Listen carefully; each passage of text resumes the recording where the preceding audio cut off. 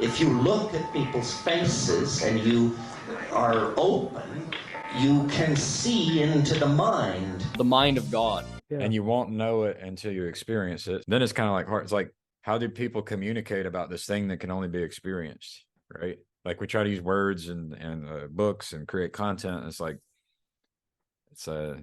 Yeah. Yeah, indeed. You see, really what computers are doing is they're making what we call the collective unconscious conscious. It's going to be a technology for showing each other the inside of our heads, for showing each other our dreams, by making us transparent to each other. As a gesture of intimacy, you can invite someone else to wander through it. It's your imagination. And I think, in a sense, I've said at times that the cultural enterprise is an effort to turn ourselves inside out. And we want the imagination to replace the laws of physics. With these technologies, we can probably do that. Like we try to use words and books and create content. It's like, it's a... Yeah. Yeah. How do people communicate about this thing that can only be experienced? Very overwhelming, to be honest. There's like so much it comes to mind when you say that. Attention and agape. We can let beings just appear as they are in their substance, and that is precisely Scholé. If you attend to your clients, which meant listen to them, but it meant attend. It didn't mean engage them in rational dialogue. It meant more like listen. They will transform psychologically as a matter of course. Right. And that's not a small observation. And so we gaze at them in ignorance and wonder. And the reason for that is that the unknown shines through the mattis and in partially articulated form. You're in the pattern, right? You're participating in the pattern. It is, in fact, governing us. It is between us. It is among us. And in many respects, it is above us. Your self-awareness is given to you through the afforded agape that other people have extended to you before you were a self-aware individual. John is also the person said that God is agape, and agape and logos are bound together in John's gospel and his epistles, right? You want to see if your perspective is shareable. The cost of sanity in this society is a certain level of alienation. With that disturbance finally over, they sit back down and return to watching the shadows. The brain develops a very powerful defense mechanism to try to prevent this from taking place. Astrology and the zodiac. You see something and it reminds you of something, right? That is a kind of reflex. It's often difficult for anyone to find anyone to talk to that will actually listen. Some of you may be feeling that you listen well to people and that you have never seen such results. The chances are very great that you have not been listening in the manner that I've described. Now, how do you help somebody where you're not attached to how it comes out and you're not busy being the helper? That's the art form. Being in the world but not of the world. A lot of the concealment is social, cultural. What the Egyptians learned was that the open eye was what revivified the dead society. Metanoia is a hugely important element. Getting into greater conformity and participation with the real self-realization of reality for its own sake. The mind of the octopus is worn on its surface. We can see parts of things, and we can see holes of things. That jump is always a leap of faith. It's not a cognitive phenomenon. It's not a second-order consequence of thought. It's way deeper than that. An experience of our own being in tone.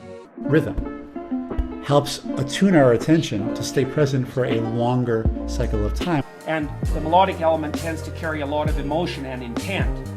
Melody is manifest in time. There's no such thing as muggles. So you've spoken about dialogos. Yes, listen to the logos, and there's a through line going through the speech, and that's the logos. Right, a flow state, but kind of non-sexual, non-familial intimacy. You and I also start to feel intimate with that logos. Right. All these secular people, they start using inherently religious terms to talk about this experience. And of course, the logos has a huge history within, right, Western spirituality. A so far untold backstory. Then you would get more and more adventurous. From seeing to loving and really be discussing the same thing. It calls you, like through a portal, to a wider frame. Communication, the lack of it, is what's shoving us over the brink into possible planetary catastrophe. The word is becoming flesh, almost a kind of telepathy. That relates to our question of psychotechnologies. Specifically, this practice of Dialogos. What Socrates wanted, he wanted individuals who knew how to pay attention. And I think that that's what the fathers mean when they talk about the eye of the heart, concentration and embodiment. Being is made up of layers of patterns constantly interacting, and hopefully in a relatively harmonious way. And the dancer adapts to the pattern of music, and so it's a symbolic, it's an embodied display of the place of the person in the cosmos. The hierarchies of heaven. And if they do that, then the conversation is engaging and deep and gets as deep as the people involved can manage. That's logos. That's the manifestation of logos. I lean over your meaning's edge, and I feel the dizziness of the things you have not said. It's so powerful being in contact with that it's likely to completely destroy you, because it's like touching God. It's like meeting God. It actually guarantees the very existence of us. That which is not that which we can say. And yet, it is not without order. Just listen to the general hum and buzz of the world as if you were listening to music.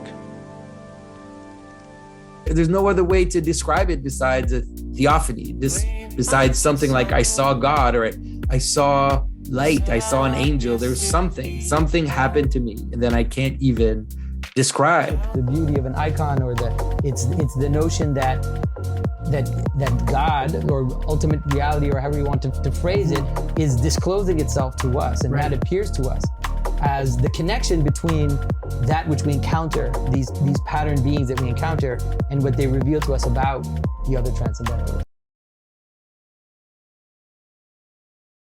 And that is the moment where I, to use the words of Jonah, right? It's like, I remember the Lord. The cosmic word.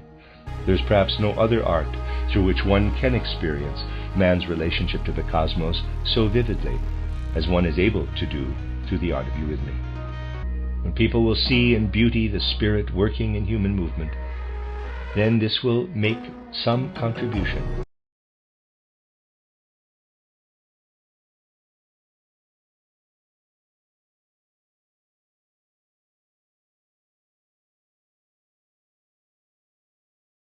And then we kind of line up with reality. Attention is the greatest act of generosity, and people will feel that experience. You can explain it for a certain amount of time, but then, everybody knows what it means to pay attention, to at least a certain extent. But if you start to practice it, and you can see the difference, especially if you have a family, if you have kids, you pay attention to your kids, like real attention. Yes. That it's transformation. Whatever one is attending to, it brings it to life. And the trouble is that one's attention is valuable to capitalism. But the prophets proclaim the transformation of the world of the serpent from within it by the coming of the word, which will live in the world of the serpent and will re-establish within the world of the serpent not only the Sabbath but also the other 6 days of creation. The Logos ultimately became made flesh in Jesus Christ. So the Tao is being the truth, the Logos, the way, the truth, the Logos, uniting oneself to the incarnate Tao through watchfulness and prayer, changing the eye of the soul. I discovered kinds of intimacy that are not sexual and not friendship or familial, but this other kind of intimacy with myself and other people, and with reality that I didn't know, but I've always been hungering for. Save those iPad babies who are losing their minds to a digital world. We always called them set. Television set.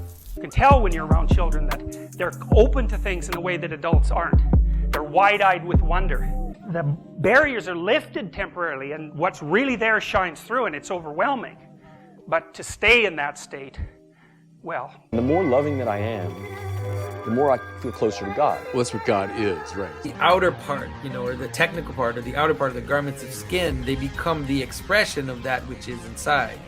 And so it's like we worship God, and then God fills the world with His presence. And so then the bodily expression becomes the fully an expression of God. This is something which happens all the time.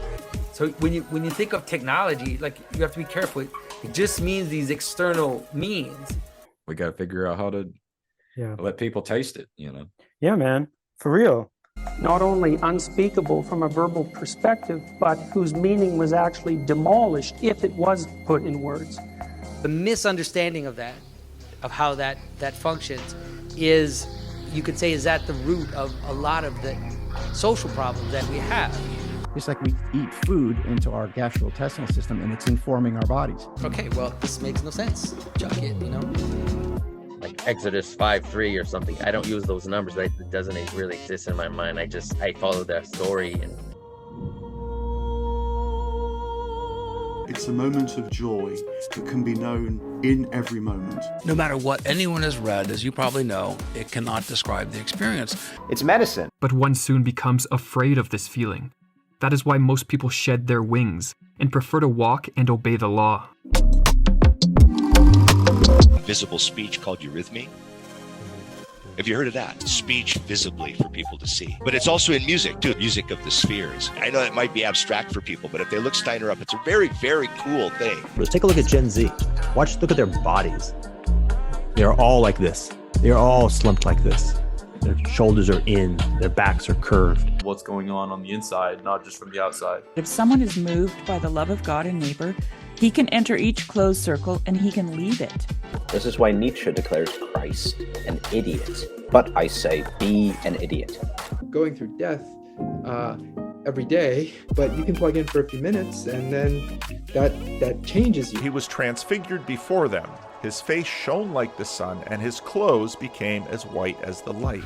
Now, a lot of church fathers make a lot of the fact of, his clothes are glowing too. And if we don't understand that, we won't understand what's going on. You are, at that point, participating in this process that is really real. So we don't just represent the process epistemically, we instantiate it ontologically, which is the grounding for participatory knowing. Our participation in his own glory and patterns. So who's going to bother doing a randomized double-blind controlled trial on the iContact or ivermectin or other repurposed drugs that are probably very, very efficacious for various conditions, because they're not under patents anymore. You can't make any money. So wake up. There's something about a face-to-face encounter and the looking someone in the eyes that mediates that. God's glory. The apostles see the glory of God, the divine light, and God builds the temple so that his glory, this cloud of presence, might actually fill up the sanctuary. When Moses descends the mountain, his face is radiant with divine light. The idea is that his face has become like the Holy of Holies. And so you see traditional iconography, the very pattern of reality in its proper and its full sense. My purpose isn't to show you that I'm call attention to myself, show you that I'm better than you, that I'm smarter, that I thought of this new thing that I want to kind of shove into your face. It's like, no, I want to serve this community. There is a real ecstasy in participating in something bigger than you. if we are in communion, our chance of communicating becomes simpler. And you see it. I experience it. Yes. It's not like when you explained it well enough for me to hear it. Hidden behind all things is ultimately God. It reanimates and it makes everything possibly magical again if we're capable of having that attention. It makes your particularity shine with the grace of God. It makes you make your personhood become a form of glory. All right, so I think I understand. It's not necessarily the way things look. You become a conduit, right, or a mediator talk about what Jesus does as in doing divine magic as also being, in some sense, technology. Contemplation, gnosis, and then divine magic. And a temple is a technology. Right. And so, like, I don't think that ever goes away.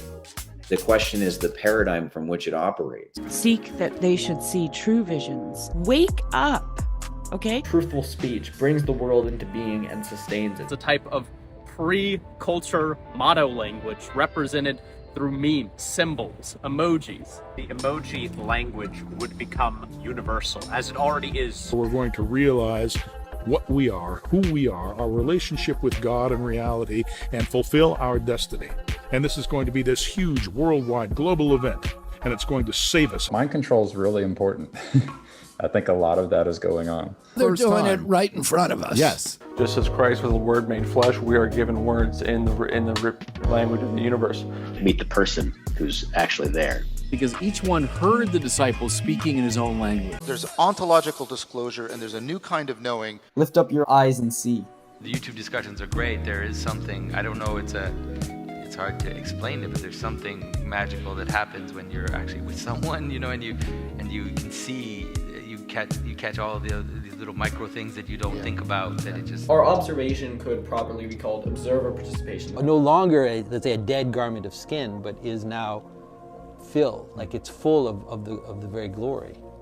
Right? That is what the promise is, that the reason for creation is that it can be theophanic, that it can be a place where God reveals himself.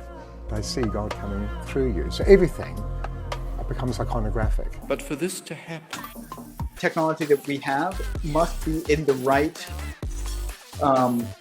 state. You can do whatever you want. That's why you have free will. God loves you enough to give you free will. You actively give your will up. When we let go, we create space for compassion, empathy, and deep connections to flourish. The true beauty strikes one and kind of invites one in. I mean, the interesting thing is you realize that the light was already there. But you couldn't see it as such initially. Yeah, that it's the light that kind of shines on everything already. We are bathed in all of this, and they make it insane. It's not insane. It's going on. Whatever they saw compelled them. God exists. The gentle look that threw open the doors of the world for him. That's the call of Sophia, a revelation of beauty or truth or something that is bigger than the thing you're looking at, right? Exactly. You know, it's not he sees them as depraved and defiled and sinful. He sees, she is, I am, he is. I see you. I hope you see you. Made the whole world sacred. And then that also comes through in different ways in which it's connected to time and our experience of time. And you will make him become what he in principle is capable of becoming. Because your eye. That's not just an idea. We move into a new world.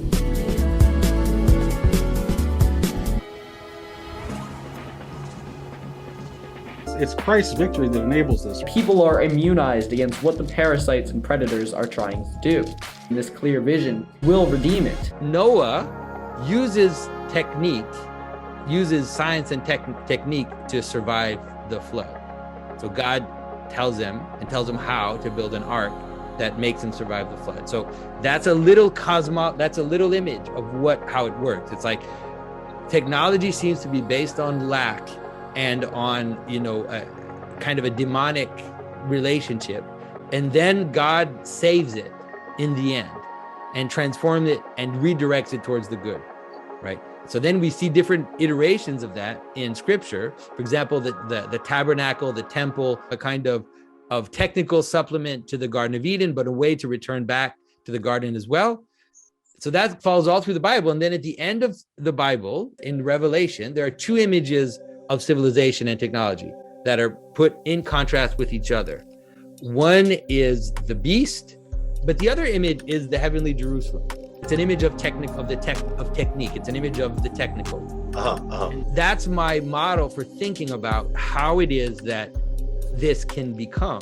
this technical thing is a picture of the time wave. This is, if you like, the closest thing we have to a crystal ball for understanding the divine spark, or however you want to say it. So as you become more in the image of God, you become fully human at the same time. The kingdom of heaven is always there. There's not really much openness for astrology. It's the joining of heaven and earth. That's what gnosis is, right? Christ is incarnate. I would say that's a form of enacted truth. Truth will set you free, essentially. When does ornament become a mask? I hope you see my point. You're doing poetry all day long, but you also do it enacted. So you're knowing I'm doing this weird stuff with my hands. This is not ornamental. If I limit your ability to gesture, your ability to solve problems and communicate will go down, and your ability to be understood goes down.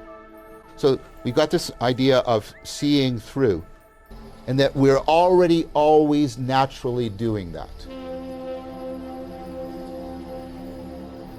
If you're just looking at it like a picture, you are not realizing it as it is meant to be realized.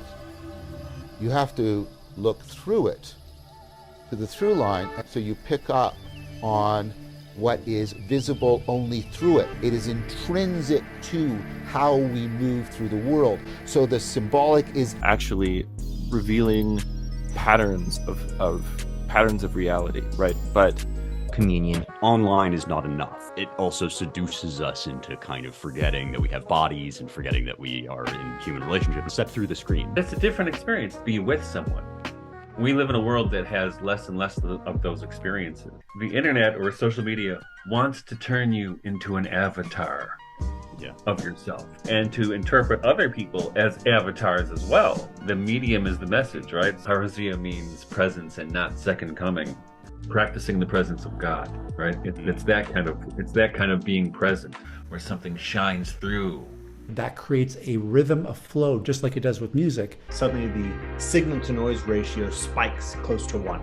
Right? The ability to notice that there's a constellation in time, and there's a way to be able to be attuned to that natural structure and begin to come into harmony with that, which begins to allow a continuity.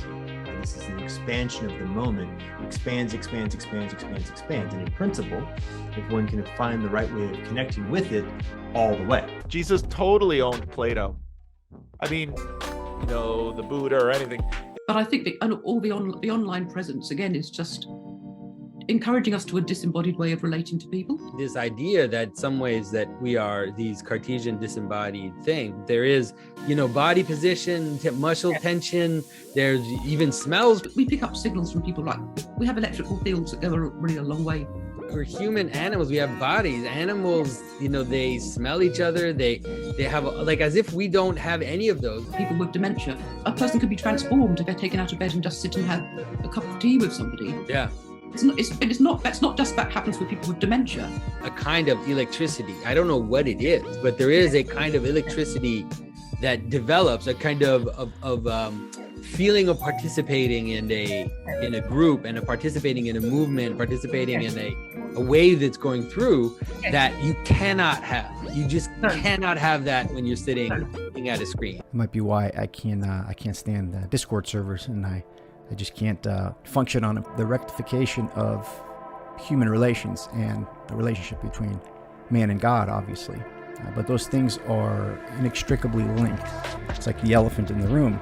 To see God in our neighbor, like it retroactively rectifies the problem in the first place of scapegoating.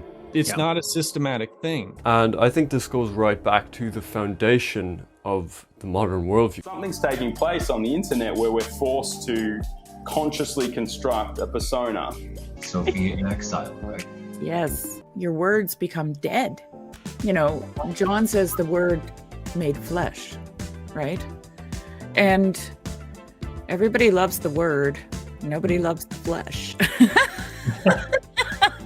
Right? There's this disconnect. The word is breath, is spirit. And the word is not incarnate until it's made flesh. Right? And I think we're doing that all the time. The Inklings believe when words are spoken aright, they invoke the invisible reality from behind the veil of the world. They affect what they name. For them, words are not primarily communication tools. They are not the things we use to convey a message. Strictly speaking, the message doesn't come through words. Rather, the words are the incarnation of the message, provided they are spirit-breathed. In modern writing, words have lost their vertical, static quality. Words are live things. And I think that's really interesting if you think about it in a vertical sense, because it is spirit, right? You have to be in communion with creation. And that is when you start to speak spirit-filled words. And so if you abstract yourself away from creation, then your words are dead. Is the music permeated with the soul? He can't just communicate with his facial expressions. Our larynx eurythmizes. And so the luminescence comes from its living character.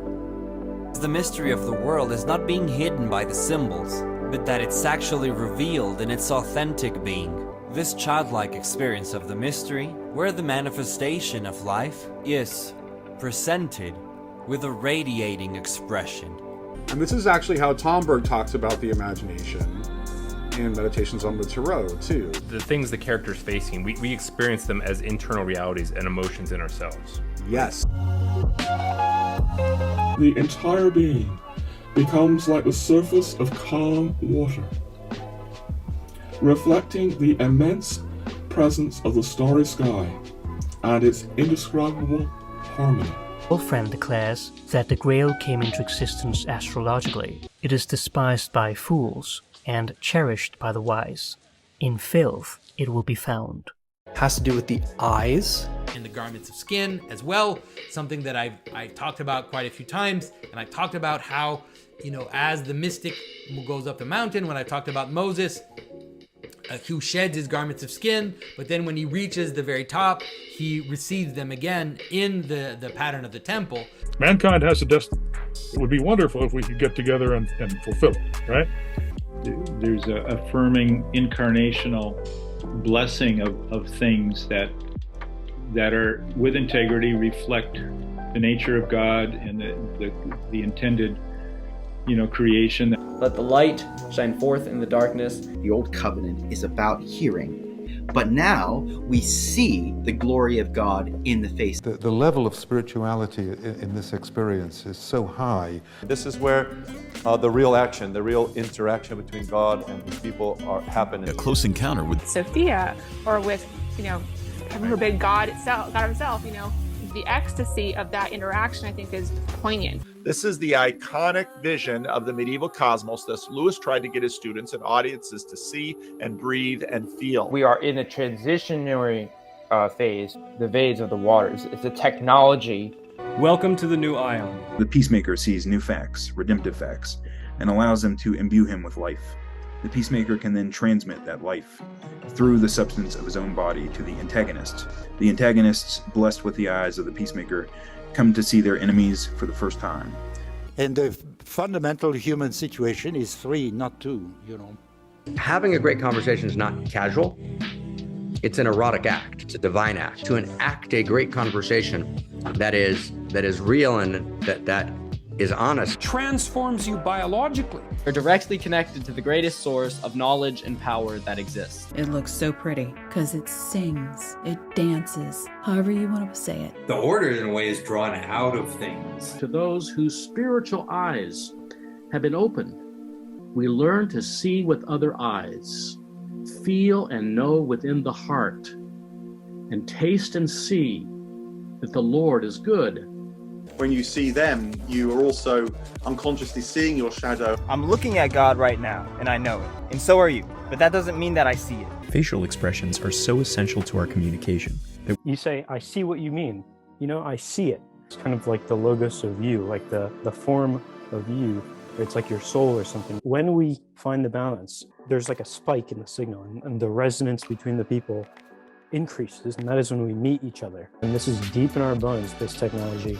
To truly see what you mean, I have to embody it myself. I have to put myself in your shoes and imagine what it's like to be you in this moment.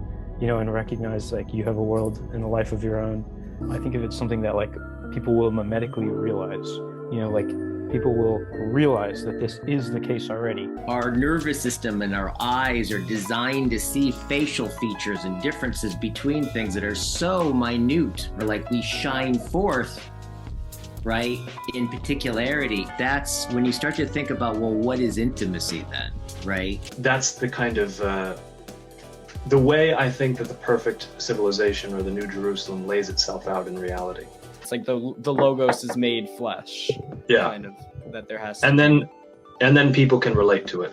Religion is still to come, but it will become evident. A more collective view of who we are. The religious arena where self-correction and wisdom are possible. It's like I was naked, you know, and it was also like everyone else was suddenly naked. Kind of spiritual singularity. Eventually, all things are in that true communion. And allow ourselves to be vulnerable, I guess, to some extent.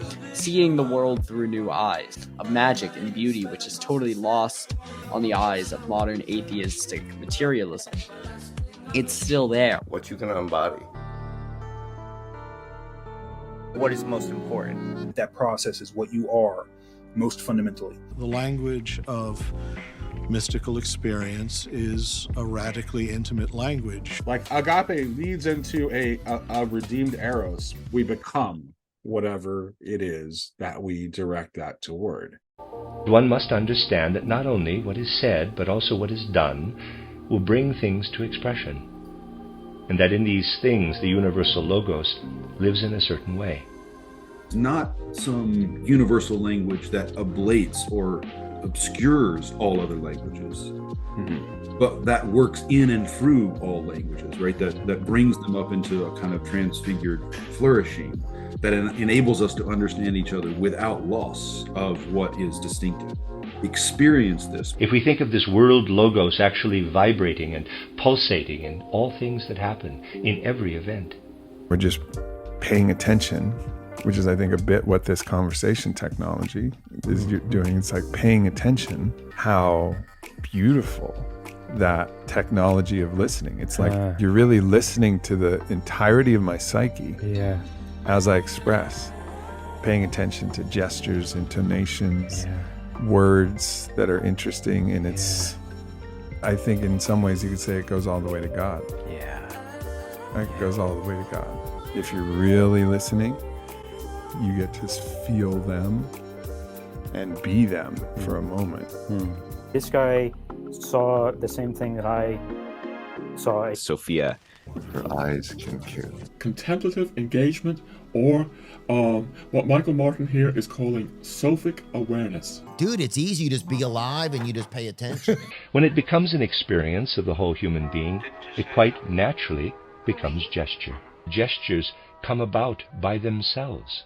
With the fact that we speak or sing, we have brought about a certain attentiveness to what we actually want in the gesture.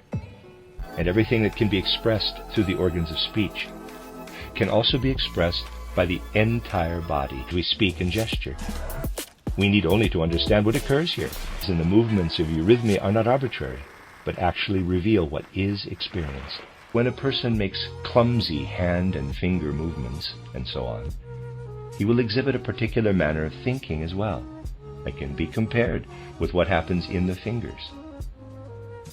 It is really extremely interesting to study the connection between the manner in which a person controls the mechanics of the arm and the finger physiognomy with the way he thinks. For the qualities of soul and spirit which a person portrays proceed from the whole human being, not solely from the brain and nervous tissue. We have to learn to understand that we think not only with the brain, but with the little finger and the big toe. So you can consider your life a language. It's actually speech and can be recognized as input by God. Let the light of your prayer become your life. A transparent vehicle for a higher identity or reality to manifest itself. This is the way in which the world is conquered. It's through the church. It's through the body of Christ, the disciples of Christ, that Christ works to subject all things to him, and in so doing subjecting all things to the Father. The entire cosmos is meant to be fully transfigured into the body of Christ, in the sense that God and the Holy Spirit will permeate the entirety of creation. And this time, this is what we call the eschaton, like combined together harmoniously. Loving communion of persons. And when you talk to somebody, you can hear their voice and you can kind of tell, how's this going down? Is, you know, are we still in relationship here? So now you see a technology which is at the service of human flourish, the artificial as serving the natural, you could say. These will be the things that will push back against the digital insanity that is colonizing our brains. I think the potential for this kind of thing for problem solving is immense. Even if it makes no sense, it's what to do. Right? These are not mad people like me on the internet. They were aphorists. They were known for making good quotes. This is a high form of art. Make life more romantic. Like we try to use words and books and create content. It's like, yeah. Yeah. How do people communicate about this thing that can only be experienced? We got to figure out how to let people taste it, you know. Very overwhelming, to be honest. It's like so much comes to mind when you say that.